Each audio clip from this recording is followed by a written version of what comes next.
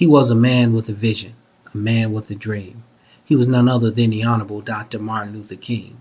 Now, Dr. King in the struggle endured a lot, all the trials and tribulations and intricate plots, until finally they decided to take his life.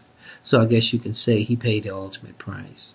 Well, I know that if Dr. King were alive today, his I Have a Dream speech might have went this way.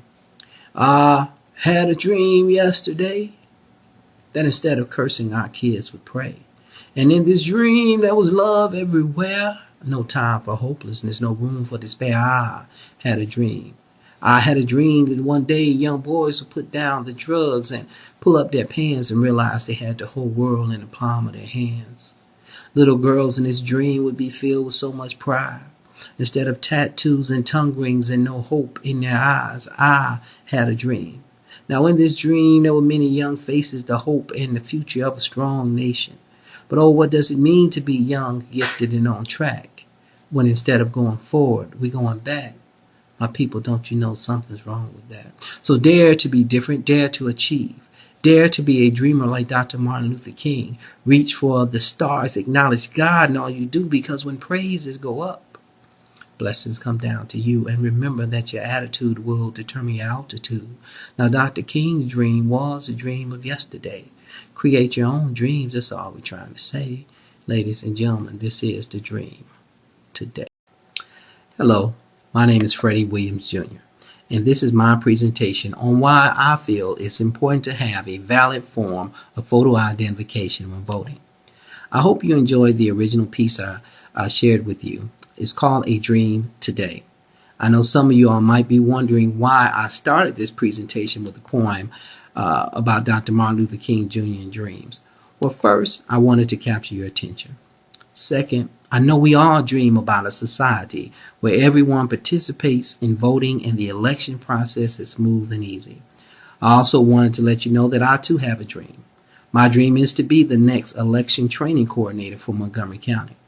But most of all, I wanted to make the connection with Dr. King's dream of equality and access for all people to the American dream and process.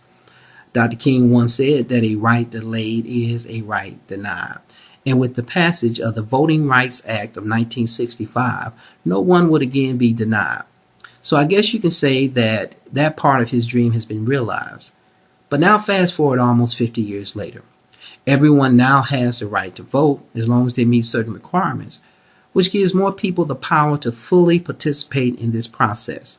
So now comes the management part. In this presentation, I will give a brief history of the Alabama voter ID law.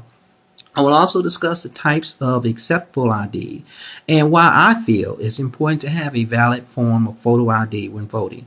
And finally, I will discuss how easy it is to obtain an acceptable form of ID if someone does not currently have one. Now, if you're following along in your notes, please go ahead now and turn to page 2. Regardless of how you feel about being required to present a valid photo ID, the bottom line is now the law. Alabama voters for years have been required to show identification at the polls, but many forms of non-photo identification were allowed, such as a utility bill, a social security card, or a copy of a birth certificate, just to name a few. During the 2011 Alabama legislative session, the voter ID bill was presented, and eventually the bill was approved and passed. The law took effect starting with the June 2014 primaries.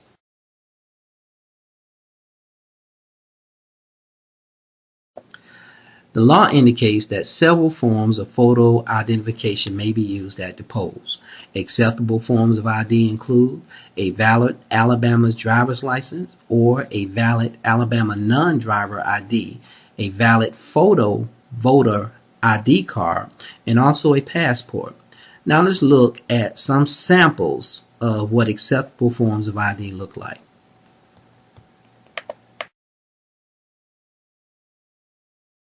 Now, these are just a few examples of acceptable photo IDs. For more information on other forms of acceptable photo IDs, you can visit the Montgomery County Election Center online at www.mc-ala.org,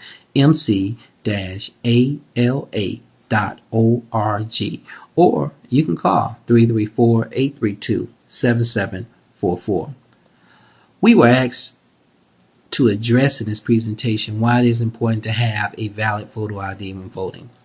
Well, first, because it's the law, and more importantly, because it confirms that you are who you say you are. We can't assume that in this day and age people will know who you are. Here's an example. Please allow me to introduce someone. Meet Sandy Bigelow Patterson. Now meet Sandy Bigelow Patterson. She is having the time of his life after stealing his identity. These characters are from the movie Identity Thief. This hilarious movie was based on a female character stealing the male character's identity and wreaking all sorts of havoc on his good name. This is an extreme example of photo ID goes wrong. The truth is, identity theft has become a huge problem. People's lives are ruined because every day someone is using someone else's information to become them. I use this very silly example to highlight this very serious problem of identity theft. Could this level of fraud have happened at the polls in Montgomery County even before the voter ID law? Probably not. And no recent cases come to mind where this kind of ID theft has happened at the polls. There have been times, however, in Alabama history where there have been people attempting to circumvent the election results by voting in someone else's name. Of course, this is against the law.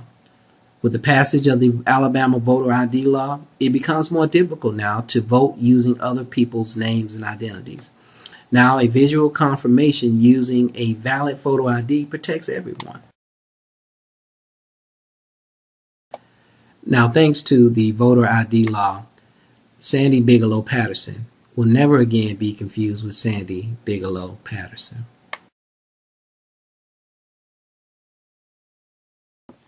Well, at least not at the voting booths in Alabama.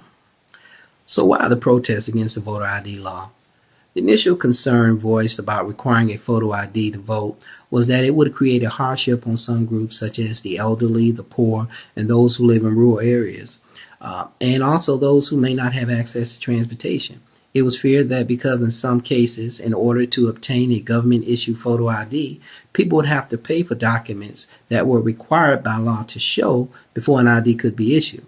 There was also talk about people being required to drive to their county seat to visit the board of registrars when they may not have access to transportation.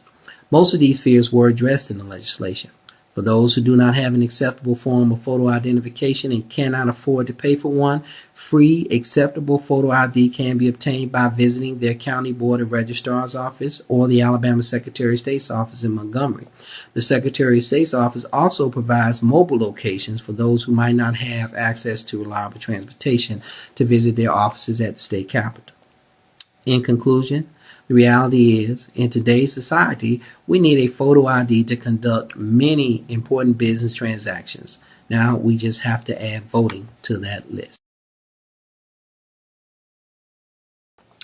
So, as I close, I wanted to reiterate why it is important to have a valid form of identification when voting. First is the law. Second, the law helps prevent your identity and vote from being stolen at the polls. And unlike some other states, Alabama allows more options in terms of types of IDs that can be used. And lastly, if you cannot afford a valid photo ID, you can obtain one for free. The passage of the Voting Rights Act of 1965 ensures everyone's right to vote. The Voter ID law of 2012, some might say, ensures the integrity of the process. Regardless of where you stand on either, they are the law and we must comply. So know your rights, be prepared with the proper form of photo ID, and participate in the process.